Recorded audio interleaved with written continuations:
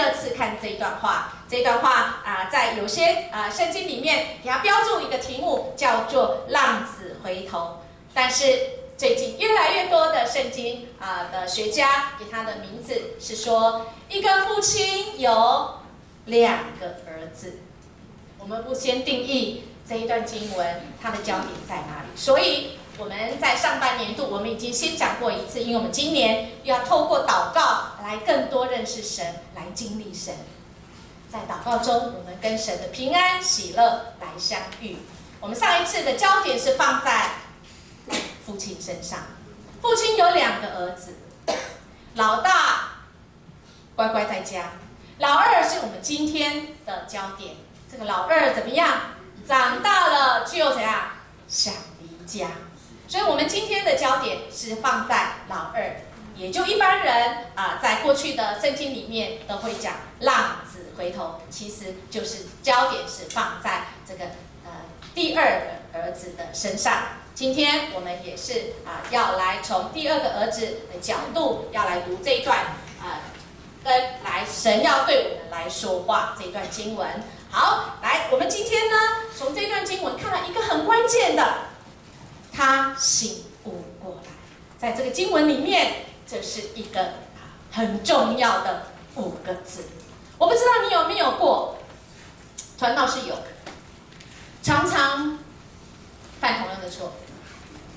在年轻的时候，我常常犯同样的错，就是我不写功课，今天不写，明天不写。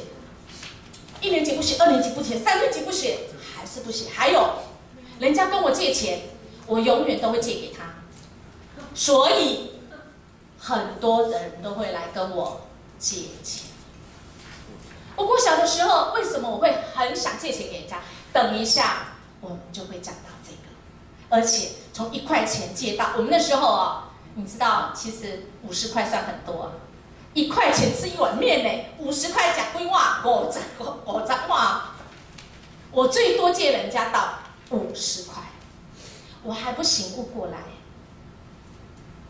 所以你现在跟我借钱看看，我传道，我跟你借钱，我会借你吗？会，试试看好了。好，我看我有没有醒悟过来哈。好，我们在上个礼拜呢，我们有欢迎有举办了一个嗨 pass 就很嗨的趴。这个嗨趴呢，就是欢迎大家来回家，这是一个特别的聚会，因为我们今年迦南教会算一算有23个人参加国中，事先说21个人参加这个会考，这是国中升高中的会考。那他们有时候在补习班那就没有在补的当中，所以我们上个礼拜特别办了一个特别的聚会就欢迎这些很久没有回来的回家，来欢庆这个游子回家南的家。累了就要回家吧，累了你最想怎样？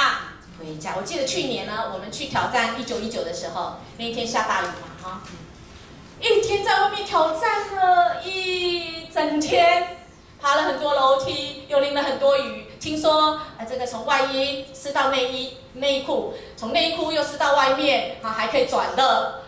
那一天晚上最想做的事情就是回家，但是不是每一个人都有家可以回，或者是不是每一个人都很想回家。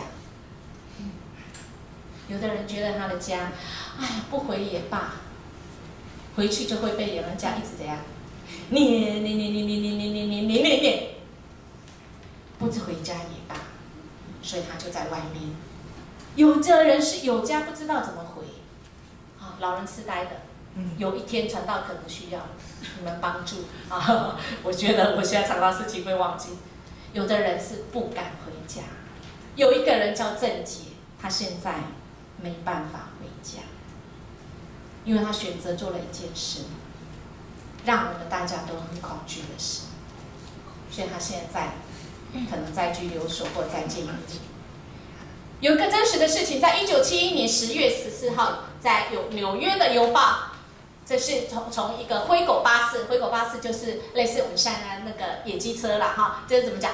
就是那个游览车，从台北到台中的，从台中到台南这种的他这个司机他投稿一个叫做什么《回家 Going Home》，其实它是一首歌哦，这是真实的事情啊。怎么说呢？是因为他载的一个客人呢，他呢是刚刚从一个男子40几岁男子，他正好从哪里出来？监狱。他从监狱，因为他做了不应该做的事情，所以他关在监狱蛮长的时间。可是他在监狱当中，家人都没有去看他，所以他心中自以为，刚刚有讲到，自以为这样惭愧，不敢回家。可是心中有很大的渴望，于是他就这样写了要出狱之前，他写了一封信给他妻子说：假如你愿意接纳我，请你在老橡树上面别一个就好了，黄丝带，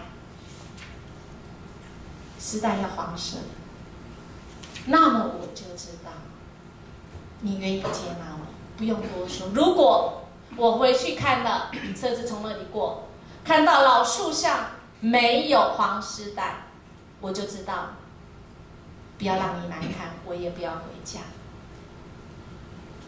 于是他就坐了巴士回去，全车的人都知道这件事，所以司机才会投稿。全车的人都知道这件事，所以全车的人都在很紧张的等着，到底会不会看到黄丝带？会不会？会还是不会？会啊！拿那花片5片的，会不会？会不会？会哦，好高兴。如果是从不会开始的，不会，会不会？会不会？大家都好紧张。这个车子开，美国你知道要开很远才能到一个乡镇，有黄丝带吗？应该是有。历经沧桑，不对，有年岁、有智慧的人都会，因为其实他们在第2次世界大战还有发生一个类似像这样的事。有一个年轻人他打电话说：“妈妈，我已经大战回家，我有个好朋友，我跟他是 match， 我们彼此在战场，我们2个是好朋友。那他可不可以？他都没有家人，他可不可以跟我回家？”妈妈说：“欢迎啊，欢迎啊！”可是妈妈她可能要住我们家很久，因为怎样？因为他都没有家人了，我跟他是好 match。那他有一个眼睛看不见，那个2只脚已经被那个炸断了。那我可不可以带他回家？你知道他妈妈怎么说吗？你们有没有看过这个新闻？有吗？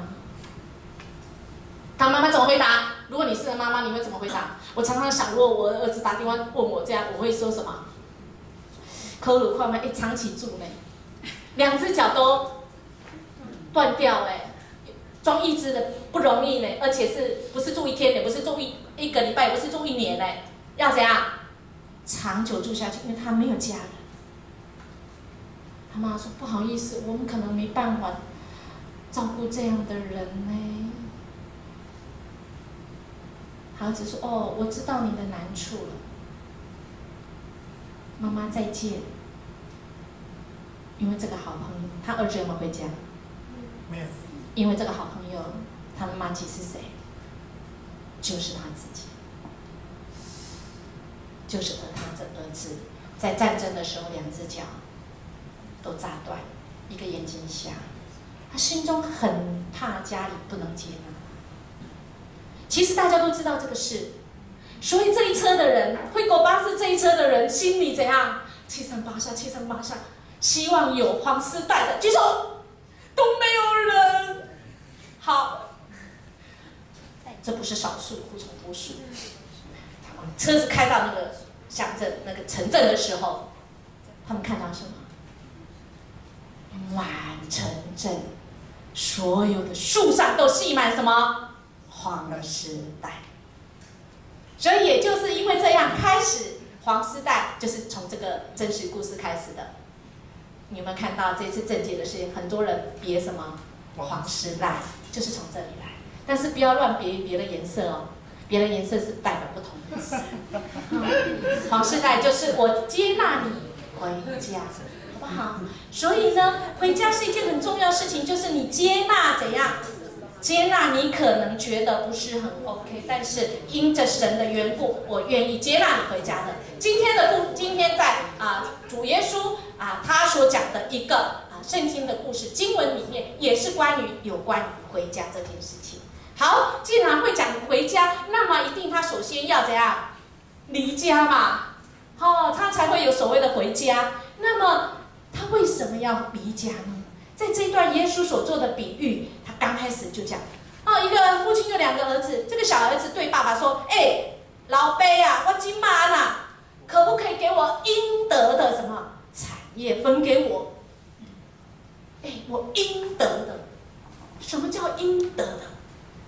长大了，按照法律上，犹太人的时候有一个规定，确实是这样，父亲的财产，长子。”这里有长子的举手，恭喜你，恭喜！长子的你可以得多少？他爸爸产业的，假如他爸爸有100万，你可以得多少？2/3。第二小儿子的举手。好，小儿子可以得多少？1/3。但是呢，请问一下，在犹太人的当中，什么时候可以拿到这些钱？遗产嘛，所以应该老辈老辈睡着的时候，不是每天睡着，是不会再醒的，就是他见天家的时候，他才能够得着这样的产业，这才是他要留给他的。这个小儿子怎样？很不识相很大胆，长大了，翅膀硬了，一般听过这句话哦，翅膀硬的话，我都懂。怎样？应得的，我要应得。小儿子开始一趟什么？他想要长大，他想要自我探索。在犹太人当中不允许，为什么？因为他父亲如果还没有过世，就这样讲，代表着什么意思？咒诅他死，你较紧的较紧死死。如果你的父亲知道你心里是这样想，那么是咒诅，在过去，在现在都一样。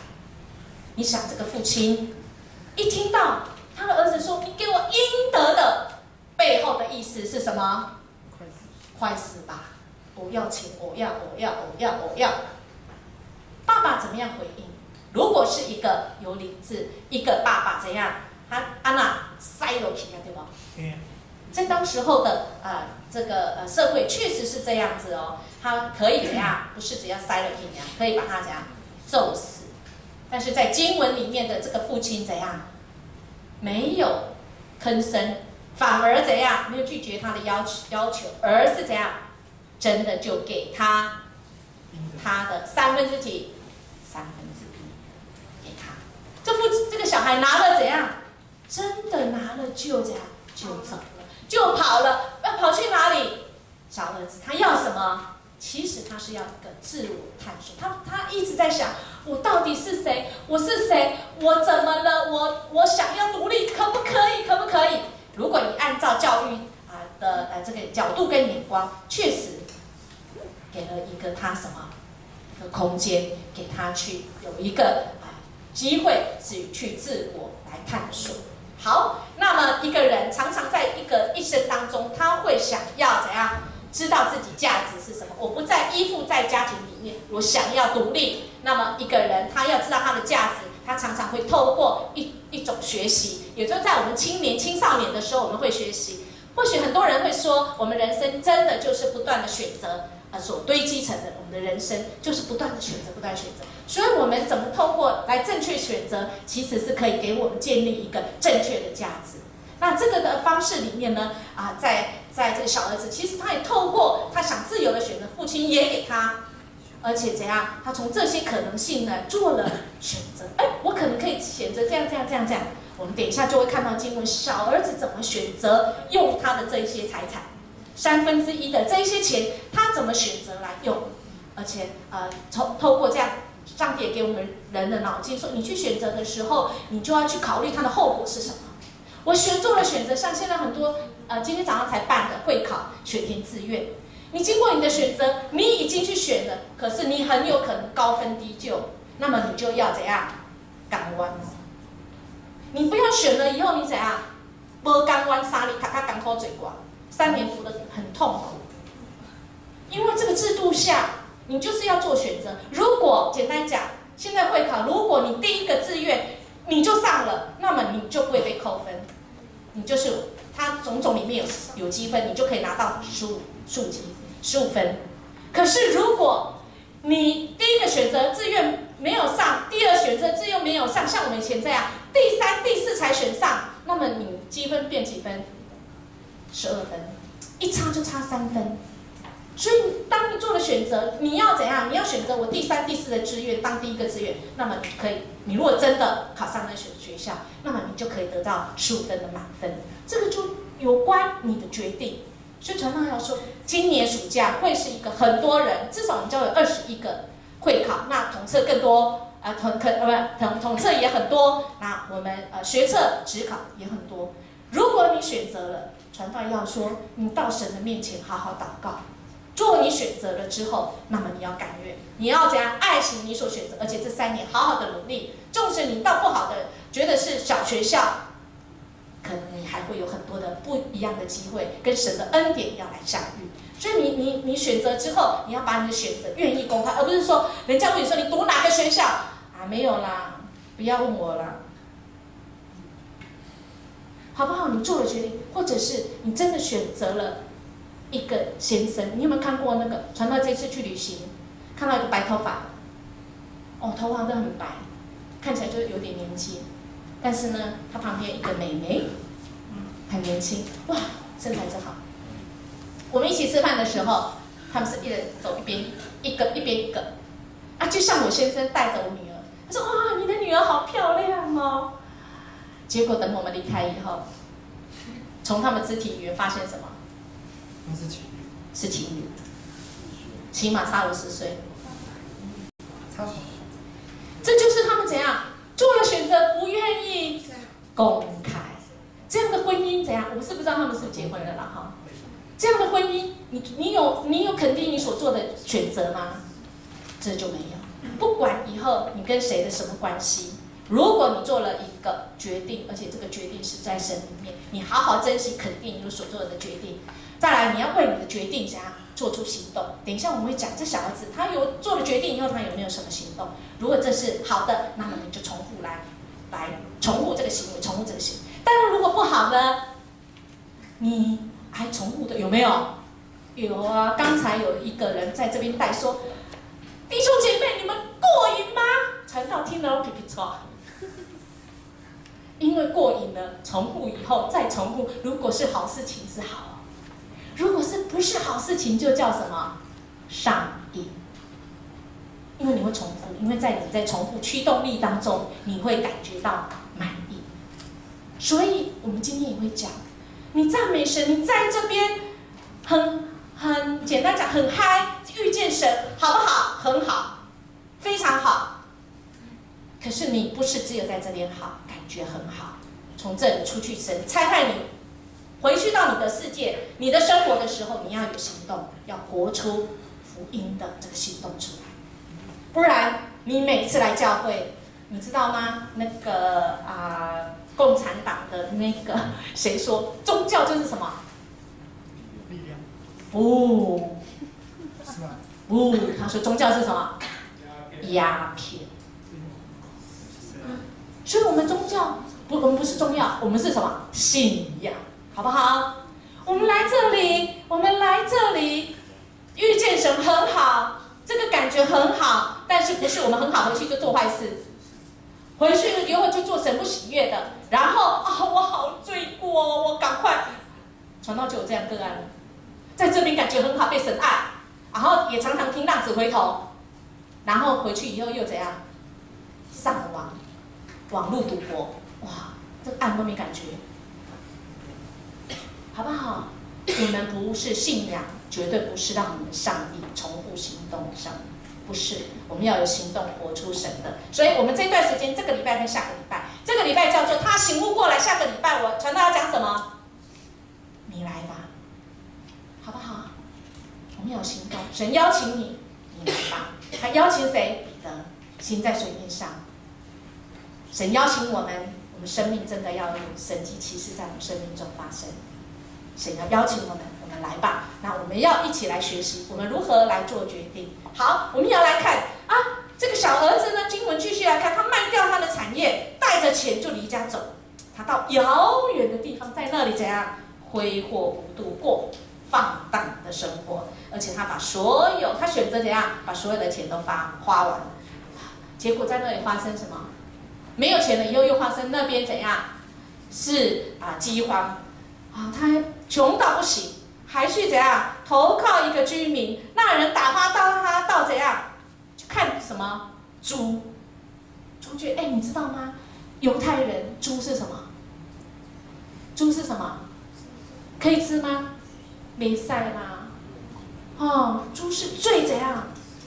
最脏，他们觉得最不可以。可见这个小儿子去到哪里了？绝对是离开了什么？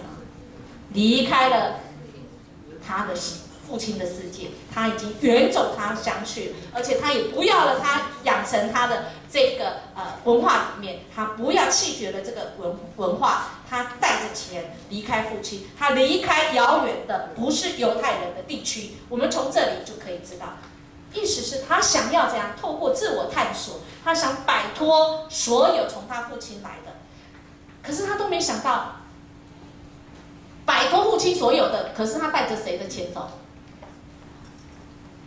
这个钱原是父亲的呀。所以，亲爱的大家，当你觉得我独立了，我要摆脱父母，我已经长大，我要长次高恩，我都有了一切，我独立了，我不要爸爸妈妈了。亲爱的，请你要想一想，你能够长到如今，是谁用什么把你堆积成到今天呢？讲钱比较世俗，或这是事实。神，你的父母用很多爱来爱你，很多机会。我们等一下会看到这个父亲用怎样的爱来让这个孩子去自我探索，就发现我自己价值是什么，我是谁，让他去察觉。这个小儿子，他离开了父亲，他到了不洁净、不可吃的地方。这些地方让他怎样？让他觉悟过来。觉悟过来是什么意思？在原文的意思里面，就是在希腊文或希腊文里面的意思是说，看到自己。你说传道，我哪听了我？觉悟就是你看到你自己，怎样看到你自己？我都知道我自己呀。当然，你的自己有哪几种我？有公众的我，就是我自己知道，别人也知道。譬如传道是怎样，你们都知道我很喜欢笑。传道很年轻，这都你们知道的。是公众的我。好，那这个小儿子也是他察觉，他看到了自己是什么，自己不知道，可能别人知道。这个别人是谁？可能是他爸爸知道。也就是说，你的爸爸或你身边的人，你最好的朋友知道你，但你自己不知道。这个叫什么？醒悟过来。那我们这里叫做什么？背脊的我。我自己不知道，我后边你在我后面看不到啊，只有你们看得到我啊。这叫做背脊的我。背脊的我是什么意思？以传道的例子来讲，别人都知道我，但是我自己不知道。什么是你们知道，而传道自己不知道？有没有人知道？有人在笑。是啊，我不知道，但你们知道的。背脊的我，那我现在能告诉你们吗？我自己不知道，能告诉你们什么？不知道，但我可以讲我过去。我自己不知道，但别人知道。传道在小时候很拗，脾气很坏。为什么？因为我觉得我是神，你们都要看我，你们情绪全部要随我起舞。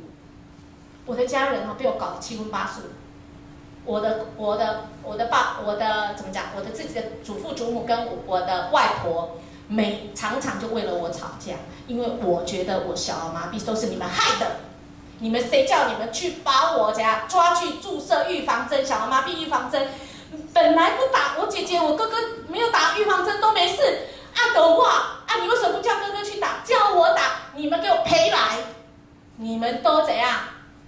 你们都得罪我，你们都亏缺了我，所以全家我哭，你们就跟着哭；我笑，你们就跟着我笑。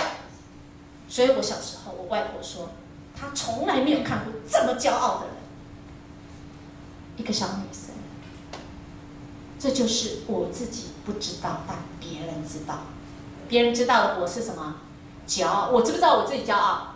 我不知啦，我只是觉得我自己很委屈。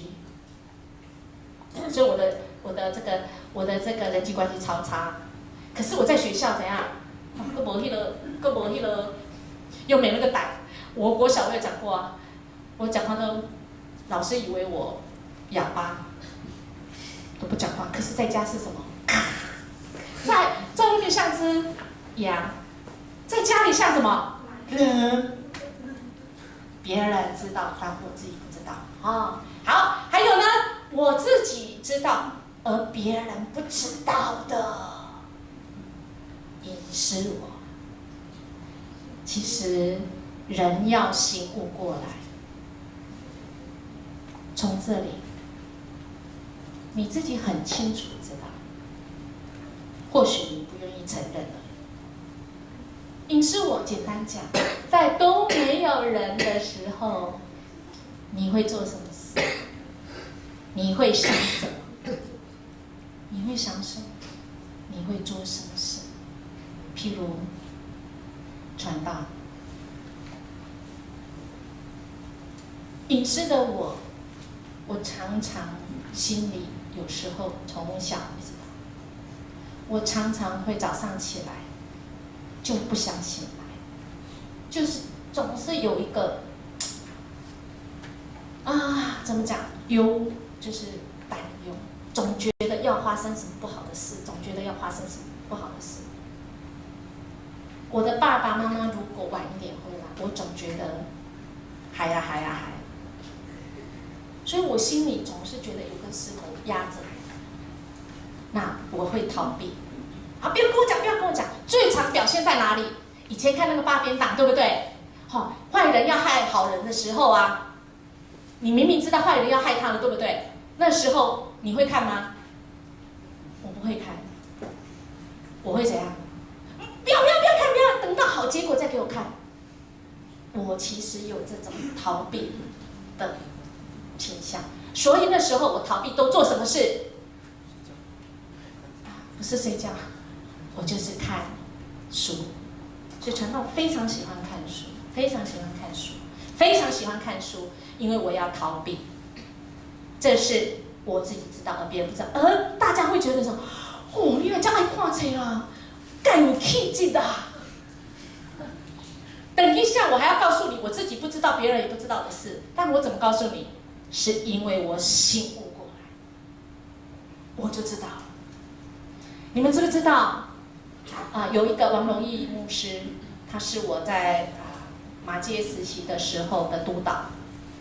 他有一个专长，就是透过你的做梦来认识你自己，而来跟你的自己真实的自己来相遇。真实的意思就是你自己不知道，别人也不知道。那我呢，从小都有一个梦，主题梦。你们有没有人做过梦，常常一直在重复的主题？就奇怪，小时候做这个梦，怎么长大那个都不会长大，还是要做那个梦。譬如我就是什么，我从小就常常感觉有那个石头一直要压着我，还有坏人一直要追我。最惨的是，我常常做一个梦，就是我躺在床上，我就有听到小偷来了，有听到声音，已经听到声音，而且走得很近，我怎么样都爬不起来。有没有人做跟我很像的梦？没有啊。有，谢谢。我以为这个是我的这个主题梦，我就一直做这样梦，所以应该有很多人知道我爸爸妈妈为什么在我差派来这里要跟我一起住，因为他们知道我不敢一个人睡。我自己生3个孩子，我都不敢自己睡。我先生常常出差，我就要有家人陪我睡，因为我常常做这个梦。啊，怎么样都爬不起来。这个王荣义牧师呢，他透过梦。然后我就跟他分享我的主题梦，透过对话以后，我发现了，我醒悟过来，我自己不知道别人不知道的事。我常常做这个梦，我就是怎样听到有声音，可是他让我来对话以后，发现我是一个很怕输的人。哎，不是，我们要传道里面讲就爱读书，拍谁啦？这个词书会读书。你会发现传道50年的岁月半百了哈，但看起来18了哈，不断在读书。我读了几个硕士，2个，而且我结婚了、怀孕了，我还在读什么大学。我是大3辅大会计系的时候，我结婚，大4我怀孕，我老大那时候我在辅大读会计系，所以我老大。后来读会计系，实在一点不意外。我透过那个梦境，我了解了我自己不知道的，我自己跟别人不知道，因为我看见，我醒悟过来，我很怕输掉的输，所以我要不断的读书，不断的看书，因为我很怕输掉。为什么我会很怕输掉？我们就要讲我的价值，我认为我的价值就是要赢，我要比你早知道1步。所以你会发现我的讲道里面很多时事，对不对？我的传道典礼里面一定要比你早知道这个礼拜发生什么事，这就是传道我很怕输你们。好，了解自己是最重要，了解自己你就知道醒悟过来。所以传道知道我自己醒悟过来，那么我就不要怎样总在人际之间看重什么？输跟赢，而我要更多看重什么？上帝的爱，这就是什么？醒悟过来。所以传道醒悟过来，不会再读第3个硕士或博士，真的不会了啊。好，我们来看这个小儿子醒悟过来，他父亲在哪里？他父亲在哪里？小儿子醒悟过来，他父亲有没有在旁边？没啊。我们刚刚第1段已经讲，他父亲就让他走了。他父亲是放弃他吗？不是。这个父亲是怎样？他父亲有没有办法限制说不要让他出去？有啊，他刚开始就不要给他应得的1/3，把他打死就好了。没有，至少就不要给他就好了。可是这父亲自我限制，这就是上帝的属性。上帝有没有办法爱你？有没有办法帮助你？有没有办法让你突破那个难关，马上就翻转？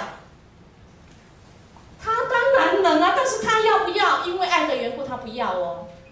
他要让你自我探索，他要让你自我察觉，就是看到你自己，在上帝面前看到你自己。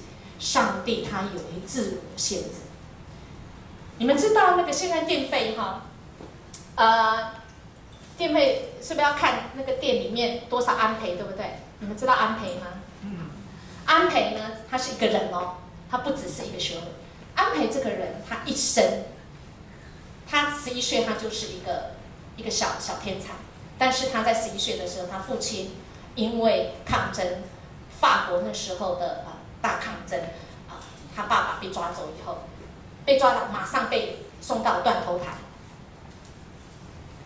送到断头台，他没有办法跟他儿子讲话，他只看他儿子一眼。断头台，咔嚓！安培11岁的安培，人家都说他是数学小天才，他就晕倒。他看到他爸爸在断头台咔嚓下来，晕倒。1年之后，他只讲一句话，醒来的时候只讲一句话：生命的意义是什么？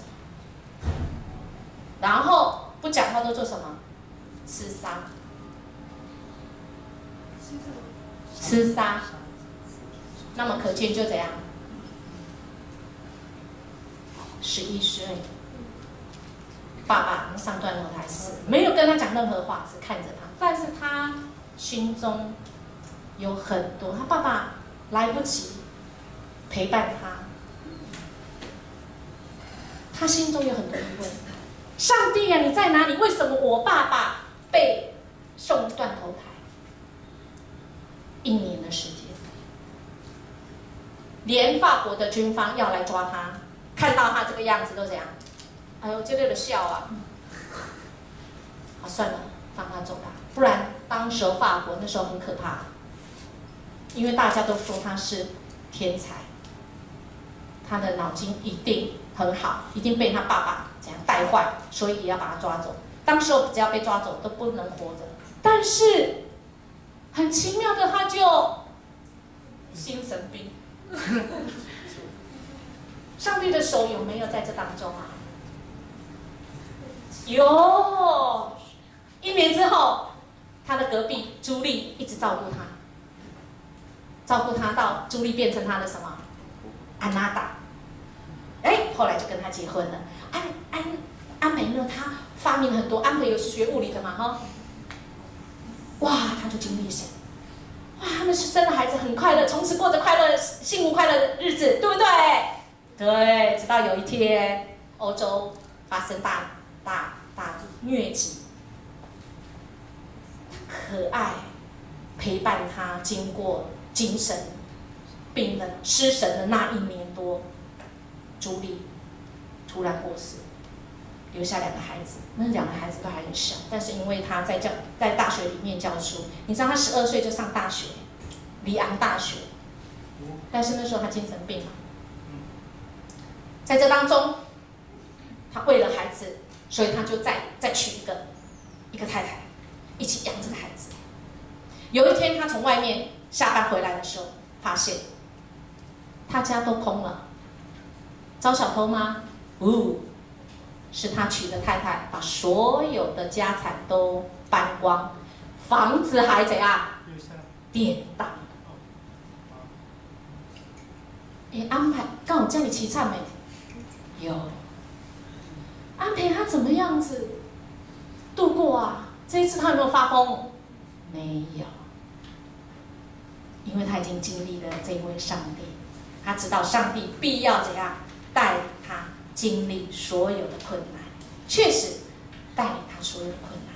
他再次体会，这一位他所信的上帝不是不出手，而是让他透过这个人生的自我探索、自我察觉，他知道这一位父亲，我们的上帝，他会自我设限，他会让我们经历那个什么猪圈啊，让我们经历那个什么人生的低谷，因为恩典往哪里流？